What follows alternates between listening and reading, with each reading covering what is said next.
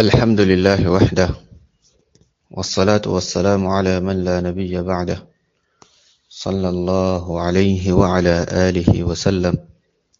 أما بعد، فالسلام عليكم ورحمة الله وبركاته.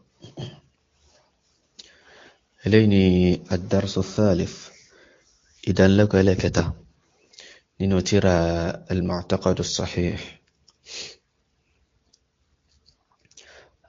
أفاني المعتقد الصحيح في توحيد الألوهية.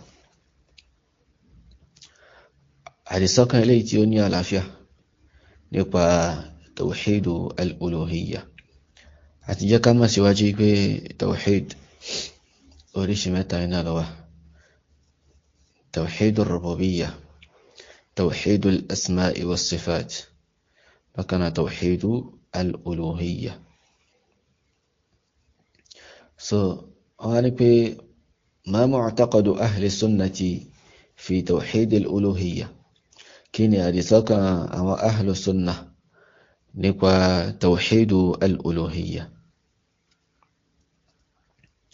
wọ́n ní mu'taqadu ahli sunnati wal jama'ati fi tawhid al-uluhiyya ifraduhum Allah ta'ala bil-ubudiyya, ifraduhum Allah ta'ala bil-ubudiyya. wọ́n ní àdìsọ́kàn ahli sunnati wal jama'a nípa tawhidu al-uluhiyya wọ́n ní pé wọ́n máa ṣe Allah subhanahu wa ta'ala láṣọ níbi ìjọsìn.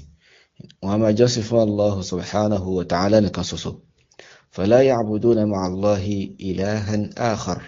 wọ́n ní máa jọ́sìn fún àwọn Ọlọ́run bá mi lẹ́yìn Allah subhanahu wa ta'ala. bal yasrifuna jami'a at-ta'ati allati amara Allah biha amra ijabin aw istihbabin lillahi wahdahu la sharika lah.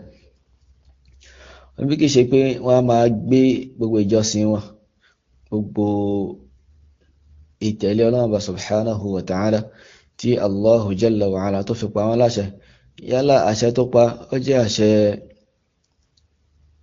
pípé nǹkan náà jẹ́ ọ̀ranyàn ni, àbótí ẹ̀ jẹ́ nǹkan tí a fẹ́ tí ì ṣe ọ̀ranyàn. gbogbo ìpátá wọ́n máa gbé fún Allah subhanahu wa ta'ala nìkan ṣoṣo, ọba tí ò ní orogún. wọ́n ní máa ṣe fún ẹni tó yàtọ̀ sí Allahu jalla wa ala. fala yasjuduna illa lillah. àwọn ahlu sunnati wal jama'a wọn kì í máa forí kalẹ̀ àyàfi fún Allah subhanahu wa ta'ala.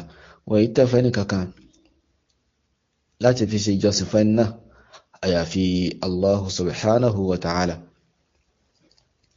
wala yatufuna illa lillahi bil baytil atiq. bákan náà wọ́n yìí ṣe tawaf, wọ́n yìí rọ kiri ká fẹ́ni kankan àyàfi fún Ọlọ́run bá subhanahu wa ta'ala. wọ́n máa rọ kiri ká Kaaba lẹ́ni tó ń jọ́sìn, lẹ́ni tó ń fi ìrọ kiri ká yẹn, lẹ́ni tó fi ń jọ́sìn fún Allahu subhanahu wa ta'ala. wọ́n ní sáré kan tí wọ́n bá lọ ń ṣe tawafu rọ kiri ká àfi Kaaba yìí nìkan. Kaaba yìí òun ni Allah subhanahu wa ta'ala ló ní kó máa ṣe tawafu rọ kiri ká, òun náà dẹ̀ ni wọ́n á máa ṣe. òun ni wọ́n máa ṣe tawafu rọ kiri ká rẹ̀. wọ́n yìí ṣe tawafu rọ kiri ká nǹkan mi tó yàtọ̀ sí Kaaba, gẹ́gẹ́ bí sáré ni àbí maqama kan àti bẹ́ẹ̀ bẹ́ẹ̀ lọ. wala yanharuna illa lillah. àwọn ahlu sunnati wal jama'a wọ́n yìí dúnkan fún ẹni tó yàtọ̀ sí Allah subhanahu wa ta'ala ní ìdúnkan títí ìjọsìn. ìgbà fẹ́ dún ẹran lápèjúwe àbí tó yàtọ̀ sí ẹran, àwọn ahlu sunnati wal jama'a wọ́n yìí dúnkan kan fún ẹni tó yàtọ̀ fún Allah subhanahu wa ta'ala ní ti ìjọsìn. torí pé ìdúnkan ó lè wá lọ́nà tí ó jẹ́ ọ̀nà tí ìṣe ọ̀nà ìjọsìn, gẹ́gẹ́ bí kí ká dún ẹran nípa afẹ́ jẹran lápèjúwe. ṣe eléyìí kìí pé a fi ń jọ́sìn. bákan náà kìí pé a fi ń wá àsúnmọ́ nǹkankan. táwọn sọ pé a fẹ́ dún ẹran fún ẹnìkan láti fi wá àsúnmọ́ rẹ̀.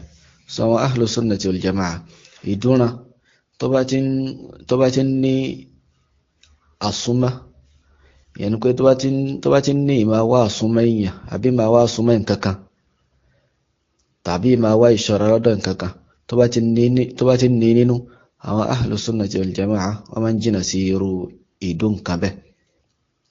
Gẹ́gẹ́ bí kéèyàn dún kan fún àlùjànnú wípé a fi ń wá ìṣọ́ra rẹ̀ tàbí a fi ń wá àsúnmọ́ rẹ̀. Èèyàn lè kó délé nísìnyí kò ní pé àwọn fẹ́ dún ẹran.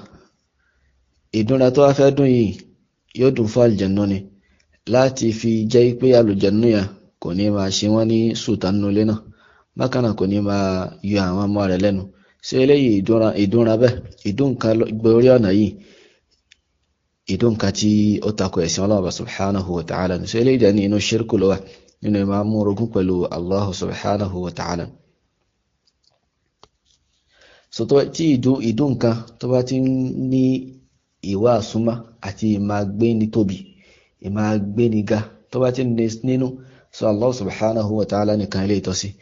A máa dún nǹkan fún Allah subhanahu wa ta'ala láti fi wá àsúnmọ́ rẹ̀, bákan náà láti fi gbé Allahu jalla wa ala, láti fi gbé ga.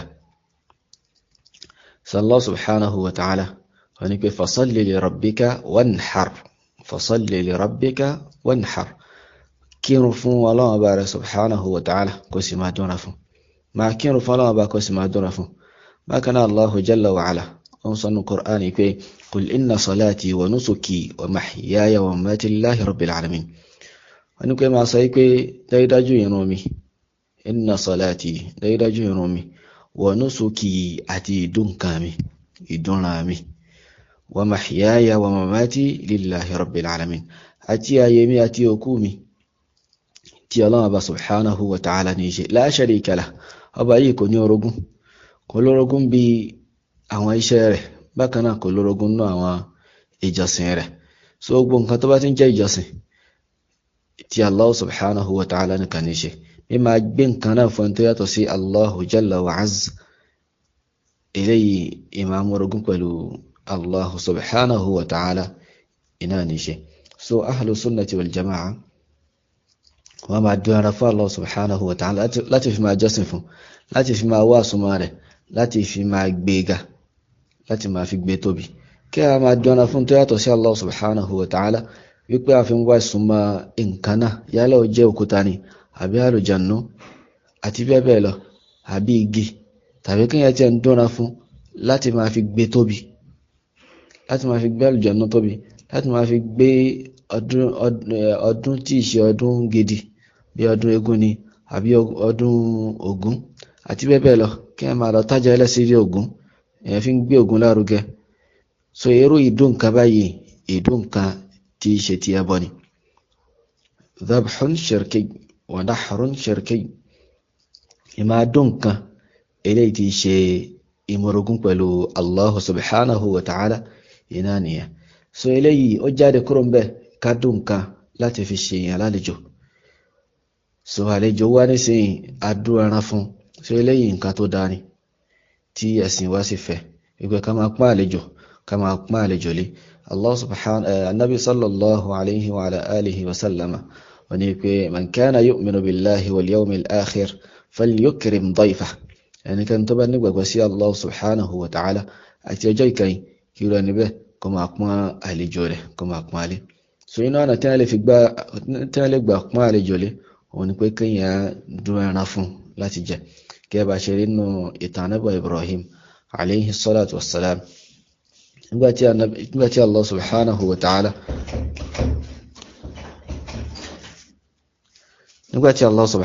wa ta'ala tó ń sọ pé hal ataka hadithu dayfi Ibrahim al-mukramin idh dakhalu alayhi faqalu salaman qala salamun qawmun munkarun فراغ إلى أهله فجاء بعجل سمين فقربه إليهم فقال ألا تأكلون.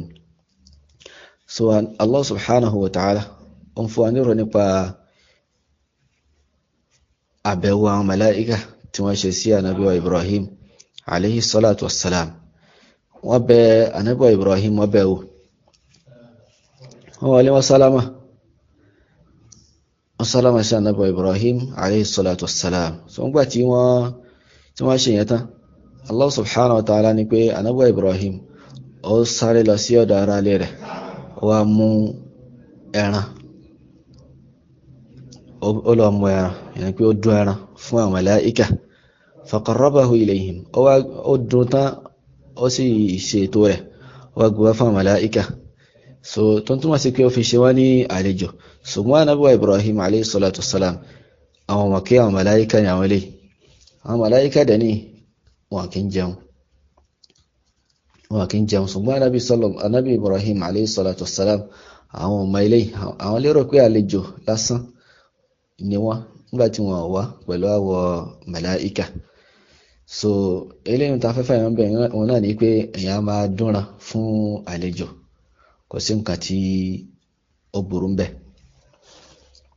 so àfáàní wala yanziruna illa lillah bákan náà wọn kì í jẹ́jẹ́ wọn kì í ṣe ìlérí fẹ́nìkan tí yàtọ̀ sí Allah subhanahu wa ta'ala so an-nadhru òun náà ni pé kí ẹ máa ṣe nǹkan tí iṣẹ́ ọ̀ràn yẹn lórí ara èèyàn kí ẹ máa ṣe lọ́ràn yẹn lórí ara èèyàn pẹ̀lú májẹ̀mú wípé tí n bá ṣe nǹkan báyìí máa ṣe báyìí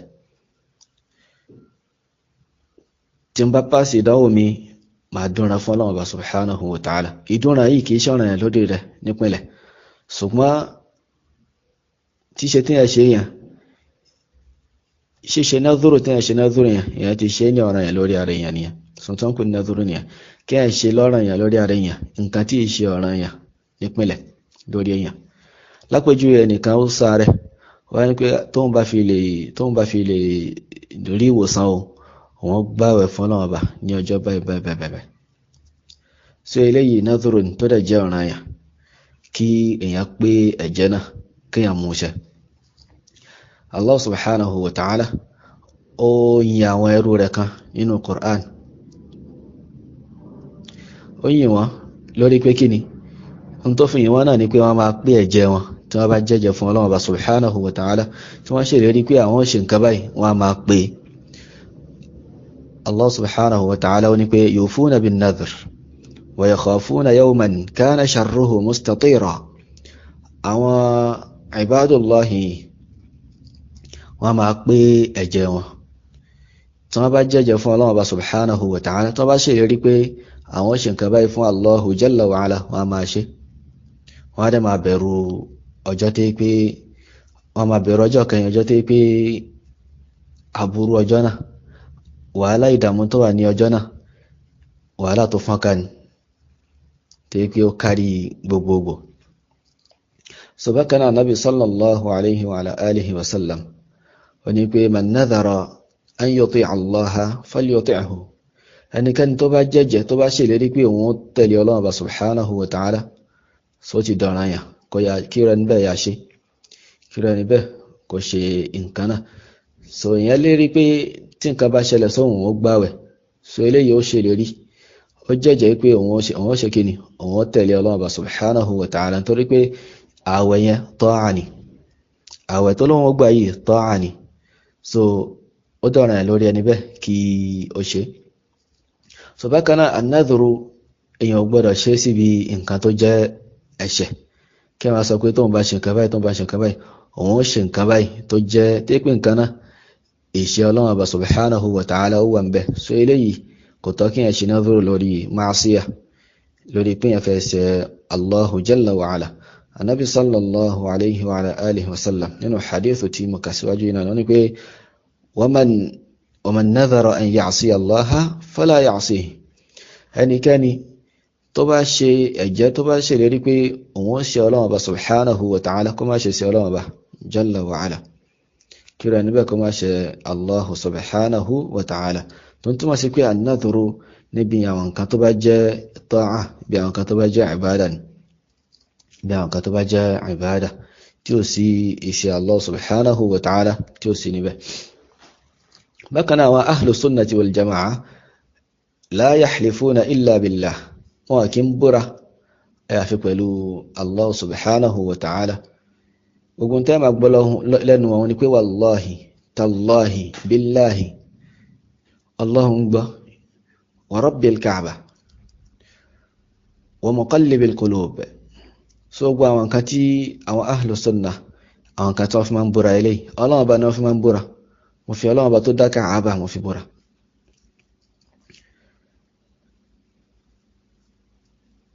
kì í fi nǹkan tó yàtọ̀ sí Allah subhanahu wa ta'ala a kì í fi búra gẹ́gẹ́ bí àwọn tó máa ń fi Ògún búra.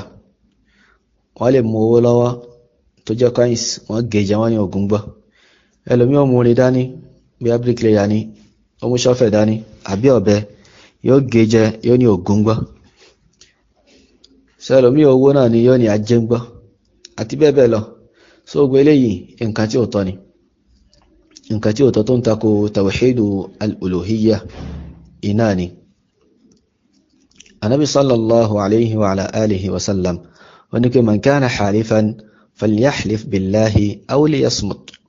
Ẹnikẹ́ni tó bá fẹ́ búra kó yá búra pẹ̀lú Allah subhanahu wa ta'ala tàbí kó dákẹ́. Kó búra pẹ̀lú Allah subhanahu wa ta'ala tàbí kí ó dákẹ́. Àwọn ahlu sunnah wọn kì í búra pẹ̀lú ẹni tó yàtọ̀ sí Allah subhanahu wa ta'ala. Ànábì sallallahu alayhi wa ala alihi wa sallam wọ́n ní pé man halafa bi ghayri Allahi faqad kafara aw ashrak.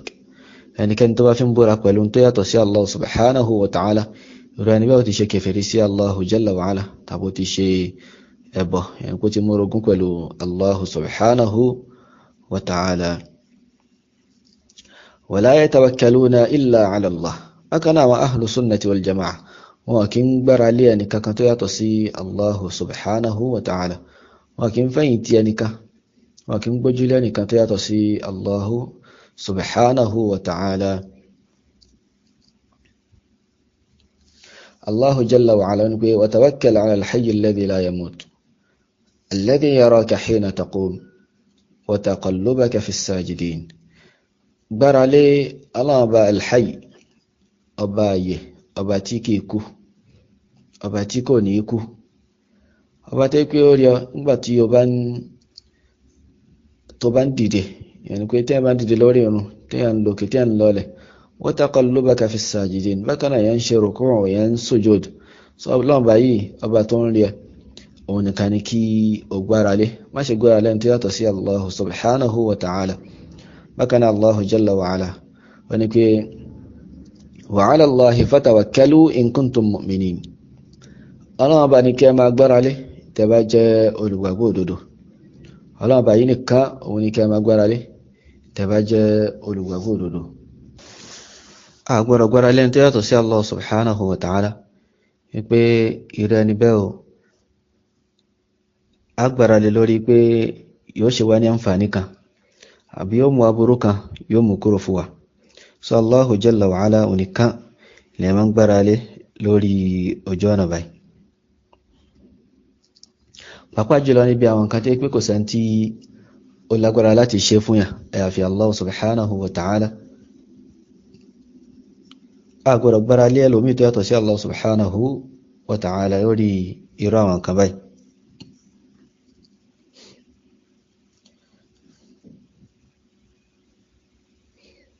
Subhana wala yad'una illa Allah. Àwọn ahlu sunnati wal jama'a wọn kì í pè ẹni tó yàtọ̀ sí Allah subhanahu wa ta'ala.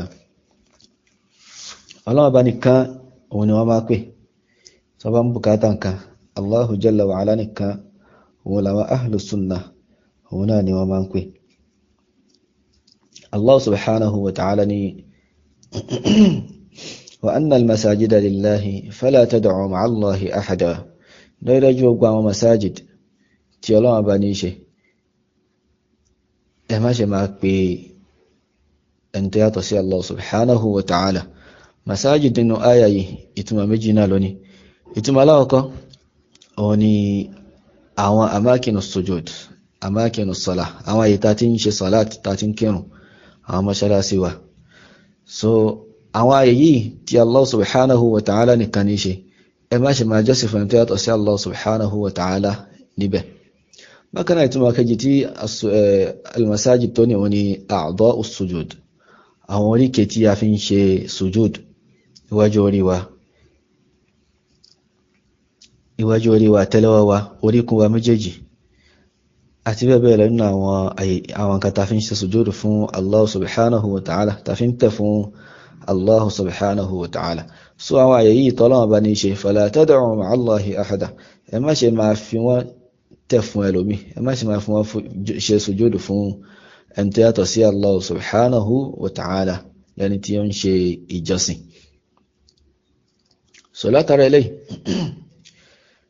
kí a ṣe sùjúdù tàbí kí a tẹ̀ fún yàn lẹ́ni tó fi ń ṣe ìjọsìn fún, so eléyìí ṣírkù ni, ìmá ṣe orogún pẹ̀lú Allah subhanahu wa ta'ala. ṣùgbọ́n kí a tẹ̀ fún yàn tàbí kí a ṣe sùjúdù fún yàn lẹ́ni tó fi ń kíyàn tí ó gbèrò ìjọsìn, so eléyìí haramu ni, nǹkan tí ó tọ́nu ẹ̀sìn Allah subhanahu wa ta'ala tí a dán bùkátà kí a jìnà sí. torí kí Allah subhanahu wa ta'ala ní pé àwọn àyè yìí tọ́lọ́wọ́ bá nìkan ní ṣe, ẹ má máa gbé fún ẹni tí ó yàtọ̀ sí Allah subhanahu wa ta'ala.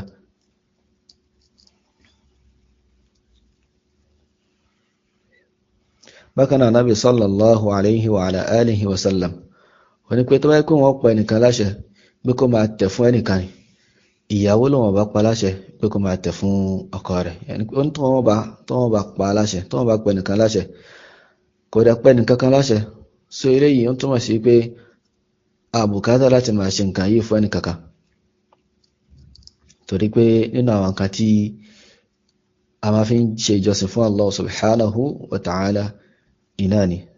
Ànábì sallallahu alayhi wa ala alihi wa sallam kò gbà wá láyè láti máa fi àwọn oríkèé yìí láti máa fi ṣe nǹkankan fún ẹni tó yàtọ̀ sí Allah subhanahu wa ta'ala, kò gbà wá láyè láti máa fi pẹ́ ẹni tó yàtọ̀ sí Allah subhanahu wa ta'ala lé. so àwọn ahlu sunnati wal jama'a wọn kí ń pè ẹni tó yàtọ̀ sí Allah subhanahu wa ta'ala. Allahu jalla wa ala ni wa man yad'u ma'a Allahi ilahan akhar la burhana lahu bih fa innama hisabuhu 'inda rabbih innahu la yuflihu al-kafirun. Allahu jalla wa ala ní pé ẹnikẹ́ni tó bá ń pè ẹni tó yàtọ̀ sí Allah subhanahu wa ta'ala, tó bá ń pè yàtọ̀ sí Allah subhanahu wa ta'ala, tó bá ń pè papọ̀ mọ́ Allah subhanahu wa ta'ala àwọn ọlọ́wọ́ bá mi, ó dẹ̀ jẹ́ pé nǹkan tó ń ṣe yìí kò lẹ́rìí lórí ẹ̀, kí ẹ máa ṣorogún pẹ̀lú Allah subhanahu wa ta'ala kò sẹ́rìí fún kan náà. Allah bá ní fa innama hisabuhu 'inda rabbih, irú ẹni yìí ìdájọ́ rẹ̀ ó wà lọ́dọ̀ Allah subhanahu wa ta'ala, Allah bó ṣe ìdájọ́ tí ó yẹ, ẹ̀san tó yẹ Allah bó ṣe fún irú ẹni bẹ́ẹ̀.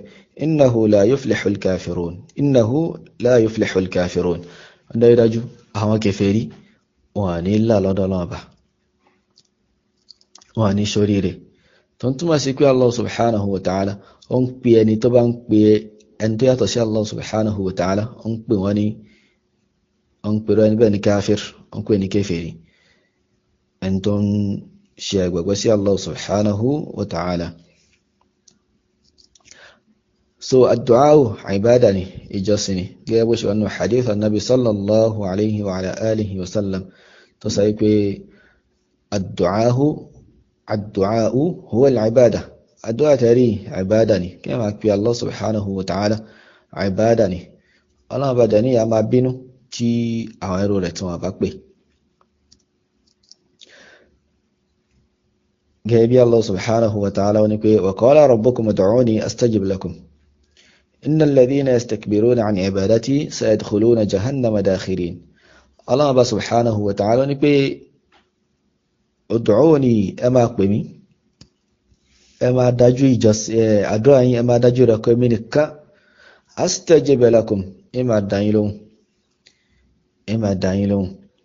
الله واني إن الذين يستكبرون عن عبادتي سيدخلون جهنم داخرين.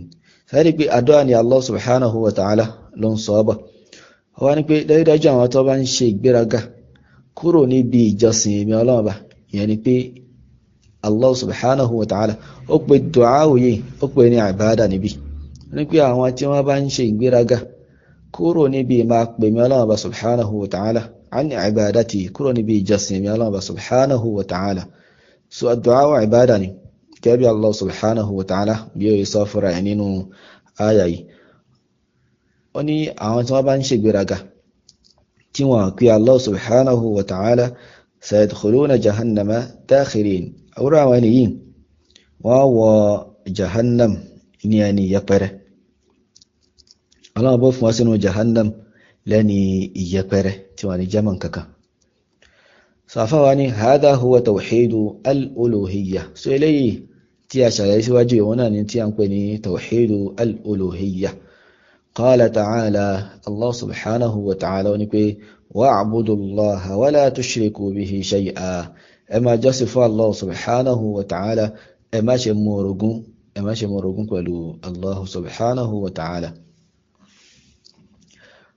بكنا الله سبحانه وتعالى وما خلقت الجن والإنس إلا ليعبدون ميودا أو الجنة أتيامويا نتورين كاكا بيكي شنتوري كوبالي ما جسفون إمي الله سبحانه وتعالى أفواني ومعنى يعبدون إتما يعبدون إنه آية إلا ليعبدون أي يوحدون قبل ما جسفون من لك سوسو كما مرغون بلو الله سبحانه وتعالى سيلي أوني توحيد الألوهية أدر لوري سؤال 11 سؤال إليك وكلا إن شاء الله تعالى توادينو دن لك تنبه أما تسواجه سبحانك اللهم بحمدك أشهد أن لا إله إلا أنت أستغفرك وأتوب إليك والسلام عليكم ورحمة الله وبركاته.